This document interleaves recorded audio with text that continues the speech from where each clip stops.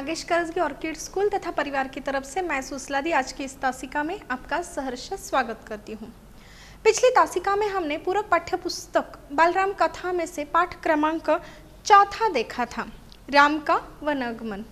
आज हम देखेंगे पाठ क्रमांक 5वां, चित्रकूट में भरत। इस पाठ की ओर बढ़ने से पहले थोड़ा सा हम पुनर्अध्ययन करते हैं कि पिछले पाठ में हमने यानी कि राम का वनागमन में हमने क्या देखा था। पिछले पाठ में हमने यह देखा था कि जो राज्याभिषेक की तैयारियां हो गई थी वह सारी तैयारियां वहीं रुक गई। जो शुभ प्रातः काल थी, जो राज्याभिषेक होने वाला दिन था, उसकी शुभ प्रातः काल अशुभ प्रातः काल में बदल गई, क्योंकि कैकेयी के द्वारा दिए गए जो 2 वरदान हैं, उन 2 वरदानों के कारण पूरा वातावरण ही बदल गया। कैकेयी को दिए गए वचन को पूरा करने के लिए, जो वचन राम के पिता के द्वारा दिया गया था, उस वचन को पूर्ण करने के लिए राम क्या करते हैं, अपनी माता की आज्ञा लेकर अपने साथ सीता तथा लक्ष्मण इन दोनों को लेकर वह वनवास जाने के लिए तैयार होते हैं। और वनवास जाने के लिए वह तैयार होते हैं, तब यह समाचार सारे नगर में फैल जाता है। सर्वत्र जो वातावरण है वह दुखी हो जाता है, सभी शोकाकुल हो जाते हैं। परंतु राम क्या करते हैं, अपनी पिता की आज्ञा लेकर 14 वर्ष के वनवास के लिए यानी कि वनगमन के लिए निकल पड़ते हैं। जब वह वनगमन के लिए निकल पड़ते हैं, ठीक उसी के बाद 6ठे दिन ही राजा दशरथ की मृत्यु हो जाती है। जो राम वियोग है या जो पुत्र वियोग का दुख है, उसे वह सहन नहीं कर पाते। राम जो है उन्हें छोड़कर सुमंत खाली रथ लेकर जब अयोध्या लौटते हैं तो सारे नगरवासी जो हैं वह उन्हें घेर लेते हैं, क्योंकि वह राम के बारे में जानना चाहते हैं। यह हमने पिछले पाठ में राम का वनगमन में देखा था। तो बच्चों, आज हम पाठ क्रमांक जो 5वां है, चित्रकूट में भरत, इस पाठ की ओर आगे बढ़ते हैं। भरत ने एक सपना देखा। भरत को यह जो सारी घटनाएं घटित हो चुकी हैं उनके बारे में उसे कुछ भी जानकारी नहीं थी या कुछ भी मालूमात नहीं थी, परंतु ऐसा होता है कि भरत एक सपना देखता है। भरत अयोध्या की घटनाओं से अभिन्न था। अपने ननिहाल जो है यानी कि भरत का जो ननिहाल है कैकेयी राज में वह था। वहां उन्होंने एक सपना देखा और सपने में उन्होंने यानी कि भरत ने यह देखा कि समुद्र पूरा सूख गया है, समुद्र में पानी नहीं है, पूरा समुद्र सूख गया है। वृक्ष जो है वह वृक्ष भी सूख गए हैं, पत्ते झड़ गए हैं। चंद्रमा जो है यानी कि हमारा जो चांद है वह चांद धरती पर गिर पड़ा है। एक राक्षसी जो है वह क्या कर रही है, उनके पिता को यानी कि राजा दशरथ को खींच कर ले जा रही है। वे रथ पर बैठे हैं, उस रथ को गधे खींच रहे हैं। उस रथ को कौन खींच रहा है, गधे खींच रहे हैं और खींचकर लेके जा रहे हैं। यह जो भयानक सपना है, इस भयानक सपने को भरत ने देखा था। किसने देखा था बच्चों, भरत ने देखा था। और जब भरत ने यह सपना देखा तो वह क्या करते हैं, इस भयानक सपने को वह अपने जो संगी साथी है यानी कि उनके जो मित्र हैं उन्हें बताने में लगते हैं, या उन्हें बातचीत करके वह बताते हैं कि उन्होंने इतना भयानक सपना देखा कि उस सपने में उन्होंने जो अघटित घटनाएं हैं वह घटनाएं देखी कि जो कभी हो ही नहीं सकती है, जो कभी घट नहीं सकती, ऐसी घटनाएं देखी है। सारी विचित्र जो घटनाएं हैं, इन विचित्र घटनाओं को जो भरत ने अपने सपने में देखा, उसे वह क्या करते हैं, अपने संगी साथी जो है यानी कि उनके जो मित्र हैं उनके साथ वह क्या करते हैं, बातचीत करते समय बता देते हैं। यह सपना देखकर भरत डर गया था, काफी डर गए थे। वो सपने का अर्थ वह समझ ही नहीं पा रहे थे। उन्होंने यह जो सपना देखा वह काफी डरावना था, भयानक था, परंतु इस सपने का जो अर्थ है या इस सपने के द्वारा उन्हें क्या संकेत मिलना है, इन बातों को वह यानी कि भरत समझ ही नहीं पाते हैं। भरत अपने मित्रों को सपने के बारे में बता रहे थे। देखिए, कुछ घटनाएं ऐसी होती हैं कि जिन्हें हम क्या करना चाहते हैं, अपने मित्रों के साथ बताना चाहते हैं या उनको कहना चाहते हैं ताकि उससे कुछ सुझाव मिले या कुछ परेशानी कम हो जाए। ठीक उसी प्रकार भरत भी क्या करते हैं, जो इस सपने को देखकर काफी परेशान हुए थे, उन्हें समझ में नहीं आ रहा था कि इस सपने का अर्थ क्या है। जब इस सपने को वह अपने मित्रों को बता रहे थे या मित्रों से वह चर्चा कर रहे थे, तभी क्या होता है कि जो अयोध्या नगरी है उस अयोध्या से घुड़सवार वहां आ जाता है, और वह जो घुड़सवार है वह क्या करता है, एक संदेश लेकर वहां पहुंच जाता है। वह क्या लेकर पहुंच जाता है बच्चों, संदेश लेकर पहुंच जाता है। घुड़सवार यानी कि घोड़े पर सवार होने वाला जो व्यक्ति होता है उसे क्या कहा जाता है, घुड़सवार कहा जाता है। तो ऐसे ही अयोध्या से एक घुड़सवार वहां आ जाता है संदेश लेकर। उसने जो संदेश लाया है वह संदेश सुनते ही क्या हो जाता है, भरत का मन उचट जाता है और अयोध्या जाने के लिए तैयार हो जाते हैं। वह जो घुड़सवार संदेश लाया है उस संदेश को जब भरत सुनता है तो उस संदेश को सुनने के बाद वह काफी निराश हो जाता है, उदास हो जाता है, उसका मन उचट जाता है। अब देखिए, मन उचट जाना यानी कि उदास होना, मन उचट जाना यानी कि उदास होना। तो यहाँ पर भरत क्या हो जाते हैं कि काफी उदास हो जाते हैं, उनका किसी काम में मन नहीं लगता, और वह संदेश जो है वह संदेश सुनते ही वह क्या करते हैं, अयोध्या जाने के लिए तैयार हो जाते हैं। भरत कैकेयी राज से विदा लेकर अयोध्या चल दिए। कैकेयी राज यानी कि भरत अपने ननिहाल में है, अपनी माता के पिता के पास है, यानी कि अपने ननिहाल में है। तो उनके जो नाना जी हैं यानी कि जो कैकेयी राज है, भरत क्या करते हैं, उन कैकेयी राज से विदा लेते हैं, यानी कि उन्हें कहते हैं कि वह अयोध्या जाना चाहते हैं और वह अयोध्या जाने के लिए निकल चुके हैं। तो वह क्या करते हैं कि कैकेयी राज से विदा लेते हैं, और विदा लेकर वह क्या करते हैं, उनके घर यानी कि अयोध्या के लिए वहां से निकल पड़ते हैं। नदी पर्वत पार करते करते थके। अब देखिए, आज के ज़माने में जैसे यातायात के अनेक साधन उपलब्ध है, जैसे कि बस है, ट्रेन है, हवाई जहाज़ है, यानी कि रेलवे है, हवाई जहाज़ है, ऐसे अनेक साधन है, कार है। परंतु पहले ज़माने में ऐसे कोई साधन उपलब्ध नहीं थे, पर्याप्त मात्रा में नहीं ही थे। तो उस समय क्या किया जाता था कि घुड़सवारी वगैरह करके क्या किया जाता था, लंबा सफ़र तय किया जाता था। ठीक उसी प्रकार यह जो भरत है वह क्या करते हैं कि अयोध्या के लिए जब निकलते हैं तो नदी पर्वत पार करते करते वह थक जाते हैं, और जब वह थक जाते हैं तो वह चिंतित भरत जो है वह क्या करते हैं, ऐसे ही अपना सफ़र जारी रखते हैं, और 8 ही दिनों में वह क्या होते हैं, अयोध्या पहुंच जाते हैं। कितने दिनों में बच्चों अयोध्या पहुंच जाते हैं भरत? केवल 8 दिनों में वह क्या करते हैं, अपने घर पहुंच जाते हैं। कौन पहुंच जाता है बच्चों घर? भरत। यानी कि उसका रास्ता आसान था क्या? नहीं, काफी मुश्किल रास्ता था, नदी थे, पर्वत थे, इन सबको पार करते करते थक गए थे। वो थकने के बावजूद भी उन्होंने अपना सफर जारी रखा, और काफी चिंतित अवस्था में भरत क्या हो जाते हैं, 8 दिनों में अपने घर यानी कि अयोध्या पहुंचते हैं। बाग बगीचे सड़कें सूनी देखकर भरत का मन अनिष्ट की आशंका से घिर गया। अब देखिए, जब यह भरत जो है वह अपने घर पहुंचता है यानी कि अयोध्या पहुंचते हैं, तो उस वक्त अयोध्या यह तो सर्वसंपन्न नगरी थी, हमने देखा था ना बच्चों, पढ़ा है इसके पहले हमने। तो यह जो सर्वसंपन्न नगरी है, जो बहुत सुंदर नगरी है, वहाँ के जो बाग बगीचे हैं, सड़कें हैं, यह सारी सूनी थी, वहाँ पर कोई नहीं था। और यह सारा सूनापन देखकर यह जो भरत है, उस भरत का जो मन है वह अनिष्ट की आशंका से घिर गए, यानी कि कुछ बुरा हुआ है, ऐसी जो आशंका है, जो शंका है, इससे क्या हो जाता है, भरत का मन घिर जाता है। उसके मन में अनेक सवाल उठते हैं कि पहले तो कभी ऐसे नहीं था अयोध्या नगरी में, तो आज ऐसे हालात क्यों है कि बाग बगीचे सड़कें सारी सुनी है, सर्वत्र उदासी का वातावरण है। तो यह सारा वातावरण देख के भरत का जो मन है उसके मन में अनिष्ट यानी कि कुछ गलत हुआ है, ऐसी शंका उसके मन में आ जाते हैं। अनेक विचार ऐसे उसके मन में आने लगते हैं।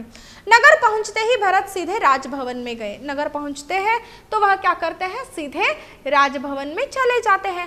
भरत सीधे पिता दशरथ के भवन की ओर गए। भरत सबसे पहले कहा जाते हैं, उनके जो पिताजी हैं राजा दशरथ, उनके भवन की ओर वह चले जाते हैं। महाराज वहां नहीं थे। जब महाराज उन्हें वहां नहीं मिले तो वह क्या करते हैं, उनकी माताजी के महल में जाते हैं। उनकी माताजी कौन है अभी, कैकेयी। तो यह जो दशरथ महाराज है वह जब भरत को नहीं मिलते उनके महल में तो वह क्या करते हैं, अपनी माता कैकेयी के महल में जाते हैं। कैकेयी ने पुत्र को गले से लगा लिया। बहुत दिनों के बाद अपना पुत्र आया है, यह जब कैकेयी देखती है तो वह क्या करती है, अपने पुत्र को गले से लगा लेती है। पुत्र भरत के पूछने पर कैकेयी ने उन्हें बताया। अब पुत्र जो है उसे काफी चिंता होने लगी है। एक तो पहले उसने काफी डरावना सपना देखा है, जब दूत आया, यानी कि जो घुड़सवार है वह संदेश, जो भी संदेश लेकर आता है उसे पढ़कर वह तुरंत अयोध्या के लिए निकल पड़ते हैं। परंतु अयोध्या आने के बाद अयोध्या का वातावरण भी बिल्कुल सुना सुना सा है, खालीपन सा लग रहा है। जब वह पिताजी से मिलने जाता है, यानी कि राजा दशरथ से मिलने जाता है, तो उनके भवन में राजा दशरथ उन्हें नहीं मिलते हैं। तो पुत्र भरत जो है इन सारी बातों के बारे में अपनी माता से विचार विमर्श करता है, अपनी माता से पूछता है कि ऐसा क्यों है। तो पुत्र के पूछने पर जो माता कैकेयी है वह भरत से कहती है कि पुत्र तुम्हारे पिता चले गए हैं, वहां जहां एक दिन हम सबको जाना है, उनका निधन हो गया। अब देखिए माता कैकेयी जो है वह अत्यंत दुखी कष्टी होकर अपने पुत्र से कहती है कि तुम्हारे पिताजी जो है वह चले गए हैं, वह ऐसी जगह पर चले गए हैं कि एक दिन हम सबको ही क्या करना है, वहां जाना है। कहाँ जाना है, जहाँ तुम्हारे पिताजी चले गए हैं। आगे चलकर माता कैकेयी जो है वह अपने पुत्र से कहती है, भरत से कहती है कि तुम्हारे पिताजी जो है उनका निधन हो गया है। उनका क्या हो गया है, निधन हो गया है।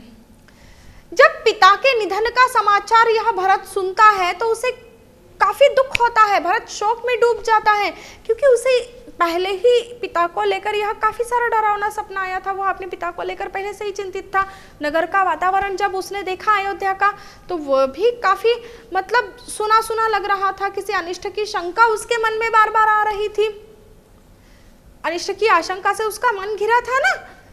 तो जब वह अपने पिता के निधन का समाचार सुनता है तो भरत पूरा शोक में डूब जाता है। उसे काफी दुख होता है। वह क्या करने लगता है, विलाप करने लगता है। वह क्या करने लगता है, विलाप करने लगता है। विलाप यानी कि दुख करने लगता है। मां कैकेयी ने भरत का ढाढ़स बंधाया। भरत काफी दुखी हुआ है, वह रो रहा है।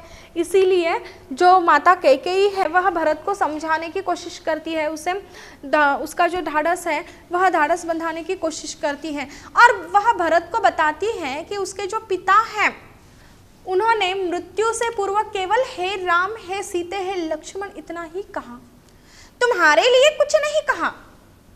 अब देखिए माता कैकेयी जो है वह भरत को क्या बताती है, पहले तो उन्होंने भरत को ढाढ़स बंधाया, परंतु बाद में वह क्या करती है, अपने पुत्र को, अपने भरत को वह बताती है कि तुम्हारे पिता जो है उनकी जब मृत्यु हो रही थी तो मृत्यु से पूर्व यानी कि पहले, मृत्यु से पूर्व यानी कि मरने से पहले केवल उन्होंने क्या कहा, हे राम, हे सीते और हे लक्ष्मण। यह तीन ही शब्द उन्होंने उच्चारित किए। उन्होंने तुम्हारे लिए कुछ नहीं कहा। ऐसे माता कैकेयी क्या करती है, किसे कहती है, अपने पुत्र भरत से कहती है। भरत तुरंत राम के पास जाना चाहते थे। भरत ने जब यह बात सुनी तो वह तुरंत क्या करना चाहते थे, राम के पास जाना चाहते थे। किसके पास जाना चाहते थे, राम के पास जाना चाहते थे। परंतु तब कैकेयी ने राम, सीता और लक्ष्मण के वन जाने का समाचार देते हुए अपने 2 वरदानों के विषय में भी बताया। अब देखिए कैकेयी ने सारी बातें एक साथ बताई क्या बच्चों, नहीं,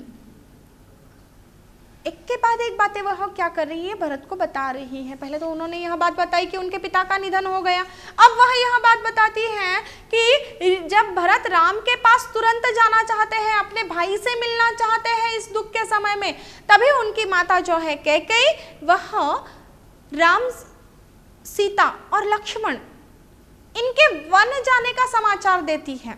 यानी कि राम, सीता और लक्ष्मण अभी यहाँ पर नहीं है राजमहल में, वह कहाँ गए हैं, वन के लिए निकल गए हैं। और यह सब किसके वजह से हुआ था कि उन्होंने 2 वरदान राजा दशरथ से मांगे थे, उसी वजह से यह तीनों वन के लिए निकल गए ना। तो यह भी क्या करती है माता कैकेयी अपने पुत्र भरत को बताती है, वह क्या बताती है, देखिए पहले तो वह क्या करती है, माता कैकेयी ने राम, सीता और लक्ष्मण के वन जाने का समाचार दिया और यह समाचार देते हुए अपने वरदान के विषय में भी वह बताती है। भरत से अयोध्या पर निष्कंटक राज्य करने के लिए कहा और वह भरत से यह कहती है कि अभी अयोध्या पर तुम्हें क्या करना है, निष्कंटक राज्य करना है। वह क्या कहती है कि अब तुम्हें क्या करना है, इस अयोध्या नगरी पर निष्कंटक राज्य करना है।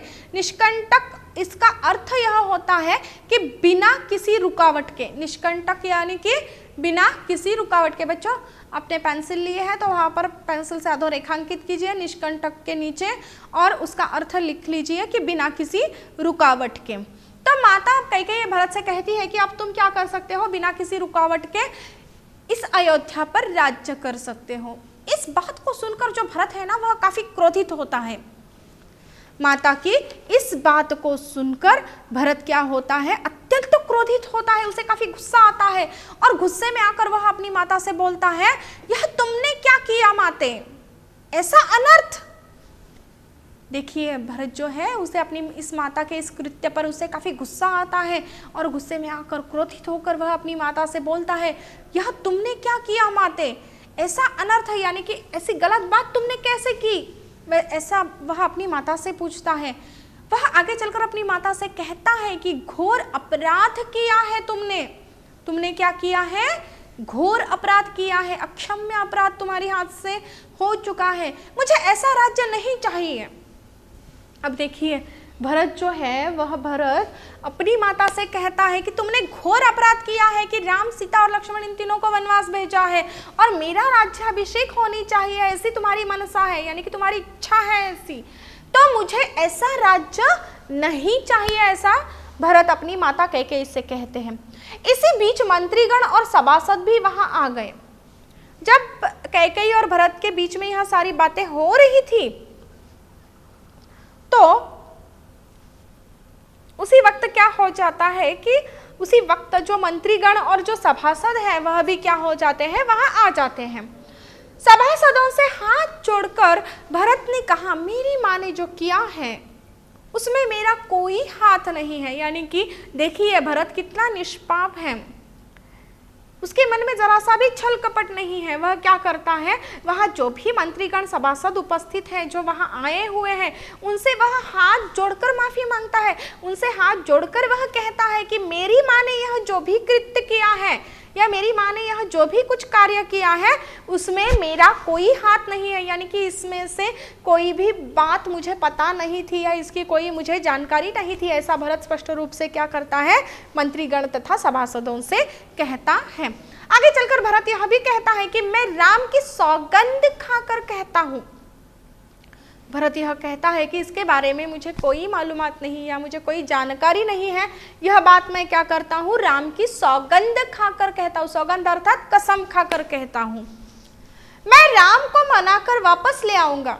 देखिए भरत के मन में अपने भाई के प्रति कितना प्रेम है। वह मंत्रीगण तथा सभासदों से कहता है कि मैं अपने भाई की यानी कि राम की सौगंध खाके, कसम खाके कहता हूँ कि यह मेरी मां ने यह जो सारा कृत्य किया है इसमें मेरा कोई हाथ नहीं है। मैं क्या करूंगा, राम को मनाकर वापस ले आऊंगा। राम जो वनवास चले गए ना, 14 वर्ष के लिए वनगमन हुआ है ना उनका, तो वह कहते हैं कि भरत मैं अब क्या करूंगा, उन्हें वापस लेकर आऊंगा। आगे चलकर भरत कहते हैं कि मैं उनका दास बनकर रहूंगा। मैं उनका क्या बनकर रहूंगा, दास यानी कि सेवक बनकर रहूंगा। उत्तेजना में भरत की सांस उखड़ने लगी। अब देखिए उत्तेजना में यानी कि उसे ज्यादा उत्तेजना हुई इन सारी बातों को सोचकर, उसे समझ में नहीं आ रहा कि अब क्या करना चाहिए। वह काफी उत्तेजित हो चुका था, मतलब क्रोधित हो चुका था और इन सारी उत्तेजना में भरत की जो सांस है वह सांस उकड़ने लगी और वे क्या हो गए, चकराकर धरती पर गिर गए। क्या हो गया, वे चकराकर धरती पर गिर पड़े। होश आने पर रानी कौशल्या के महल में गए। जब उन्हें होश आता है तो वह क्या करते हैं, रानी कौशल्या जो है यानी कि उनकी माता ही हुई ना वह भी, तो उनके महल में वह जाते हैं और वहां जाकर बच्चों की तरह उनसे लिपट कर वह रोने लगते हैं, क्योंकि उनको काफ़ी दुख हुआ है कि उनके पिताजी उनसे बिछड़ चुके हैं, और दुख इस बात का भी उन्हें हुआ है कि उनके भाई उन्हें छोड़कर चले गए, और सबसे ज़्यादा दुख तो इस बात का हुआ है कि इन सारी बातों को कारणवश कौन है, उनकी माताजी है। तो वह अत्यंत दुखी और कष्टी हो गए हैं। तो वह जब उन्हें होश आता है तो वह रानी कौशल्या के महल में पहुंच जाते हैं और बच्चों की तरह उनसे लिपटकर रोने लगते हैं। रानी कौशल्या से उन्होंने क्षमा मांगी और माँ के व्यवहार पर दुख व्यक्त किया। देखिए इनमें कितनी नम्रता है, कितनी विनम्रता है इनमें कि इन्होंने क्या किया, अपनी माँ की गलती के लिए स्वयं जाकर क्षमा मांगी रानी कौशल्या से। सुबह तक शत्रुघ्न को यह, फिर देखिए जब यह सारी बातें होती है तो अगले दिन जब सुबह होती है तो तब तक शत्रुघ्न को इस बारे में पता चल जाता है कि रानी कैकेयी ने जो है, इस रानी कैकेयी के कान किसने भरे हैं। तो शत्रुघ्न क्या करता है, यानी कि मंथरा के कहने पर रानी कैकेयी ने क्या किया था, यह सारा षड्यंत्र रचा था ना कि राजा से 2 वरदान मांगे, भरत के लिए राजपाट मांगा और राम के लिए 14 वर्ष का वनवास मांगा। तो यह सारी जो बातें घटित हो गई वह केवल मंथरा की वजह से हुई थी ना, तो इस बात का पता शत्रुघ्न को चल जाता है। तो वह क्या करता है, शत्रुघ्न मंथरा के बाल खींचते हुए भरत के सामने उसे लेकर आता है। भरत ने बीच बचाव किया। अब देखिए भरत ने क्या किया, बीच बचाव किया। वह उसको यह सारी बातें नहीं चाहिए थी, तो वह क्या करता है, बीच बचाव करता है। तो जो भरत होता है, भरत ने मुनि वशिष्ठ से राजगद्दी के लिए मना कर दिया। जब सारे सभासद मंत्रीगण जो है वह राम की अनुपस्थिति है, राजा दशरथ चल बसे है, तो वह भरत को राजगद्दी पर बिठाना चाहते थे, परंतु इस बात के लिए भरत ने क्या किया, मना कर दिया, साफ मना कर दिया। उन्होंने कह दिया कि उसे राजगद्दी का अब लोभ नहीं है। वह मुनि वशिष्ठ से राजगद्दी के लिए मना कर देते हैं, वह यानी कि भरत। उन्होंने कहा कि राज्य राम का है, तो वह स्पष्ट रूप से कहते हैं मुनि वशिष्ठ से कि यह सारा जो राज्य है वह मेरा नहीं, वह केवल किसका है, राम का है, वह इसके अधिकारी है, यानी कि राम ही इसके अधिकारी है, यह राज्य राम का है, मेरा नहीं है। इसीलिए वह क्या करते हैं, राजगद्दी के लिए मना कर देते हैं। हम सब वन जाएंगे और राम को वापस लाएंगे। देखिए भरत जो है वह मुनि वशिष्ठ से कहता है कि हम सब मिलकर जाएंगे वन, और वन जाकर हम क्या करेंगे, राम को मनाएंगे, और राम को मनाकर हम क्या करेंगे, पुनः उसे वापस लेकर आएंगे। अगले दिन सवेरे भरत नगरवासियों, चतुरंगी सेना जो है तथा मंत्रियों और सभासदों के साथ क्या होते हैं, वन के लिए चल पड़ते हैं। राम तब तक गंगा पार कर चित्रकूट पहुंच गए थे। जब यह भरत है वह अपने मंत्रीगण, सभासद, चतुरंगी सेना जो है, इन सबके साथ जब वह वन के लिए निकल पड़ता है कि राम से वह मिलेगा और उन्हें मनाकर वह वापस लेकर आएगा अयोध्या, तब तक यह जो राम है वह क्या कर चुके थे, गंगा नदी को पार कर चुके थे और वह चित्रकूट पहुंच चुके थे। कहाँ पहुंच गए थे, चित्रकूट पहुंच गए थे। गंगा यमुना के संगम पर महर्षि भारद्वाज के आश्रम के पास पहाड़ी पर उन्होंने पर्णकुटी बनाई। अब देखिए इन्होंने क्या किया, जहां गंगा और यमुना इन 2 नदियों का संगम हुआ है, जहां पर ये 2 नदियां मिली हैं, इनके संगम पर महर्षि भारद्वाज का जो आश्रम है, इस आश्रम के पास पहाड़ी पर इन्होंने क्या किया, एक पर्णकुटी बनाई। अब राम उस पर्णकुटी में रहने लगे। अब राम किस में रहने लगे, उस पर्णकुटी में रहने लगे। भरत को सूचना मिल गई थी, वे चित्रकूट ही आ रहे थे। वे लोग श्रृंगवीरपुर पहुंच गए। भरत को इस बारे में जानकारी मिलती है कि राम कहाँ रह रहे हैं, कि जहाँ गंगा और यमुना का संगम हुआ है और जहाँ महर्षि भारद्वाज का आश्रम है, उसके पास ही पर्णकुटी बनाकर राम उसमें रह रहे हैं। यह सूचना जब भरत को मिलती है तो वे भी क्या करते हैं, चित्रकूट ही जाने के लिए निकल पड़ते हैं। और अब वे लोग कहाँ पहुंच चुके हैं, श्रृंगवीरपुर पहुंच चुके हैं। वहां निषाद राजगुह ने क्या किया, सेना देखकर भरत के आक्रमण करने का संदेह उन्हें होता है। भरत अपनी चतुरंगी सेना के साथ वहां पहुंचा था ना, तो उन्हें ऐसा लगता है कि ये सब लोग आ रहे हैं, तो यह क्या कर रहे हैं, आक्रमण करने के लिए आ रहे हैं। ऐसा संदेश किससे होता है, ऐसा संदेह निषाद राज को होता है, परंतु सही स्थिति का पता चलने पर उन्होंने भरत है उसका स्वागत किया। गंगा नदी पार करने के लिए 500 नावें दी और मार्ग में मुनि भारद्वाज के आश्रम से उन्हें राम का समाचार मिला। वहां पहाड़ी भी दिखाई दी जहां राम की पर्णकुटी बनी थी। तो देखिए भरत लगभग राम जी के करीब पहुंच ही चुके थे। अगले दिन लक्ष्मण ने सेना का कोलाहल सुना और राम को भरत के दल बदल के साथ आने की सूचना भी दी। अगले दिन क्या होता है कि यह जो भरत है वह जो सेना लेकर आया था, उस सेना का कोलाहल जब लक्ष्मण सुनता है तो वह क्या करता है, भरत के दल बदल यानी कि पूरी सेना के साथ आने की जो सूचना है वह राम को देता है। तो राम ने सारी स्थिति को समझकर लक्ष्मण को भी यह समझाया कि भरत हमला करने के लिए नहीं आया है, हम लोगों से वह भेंट करने के लिए आ रहा होगा। और जब राम यह बात समझाता है तो यह बात सुनकर लक्ष्मण कुछ क्या हो जाते हैं, आश्वस्त हो जाते हैं। राम जो है, अब राम और भरत की भेंट कैसे होती है देखिए। भरत जो है, भरत ने सेना पहाड़ी के नीचे ही रोक दी थी, नगरवासी भी वहीं ठहर गए थे। अब भरत शत्रुघ्न के साथ नंगे पांव राम से मिलने चले गए। राम सीता बैठे हुए थे।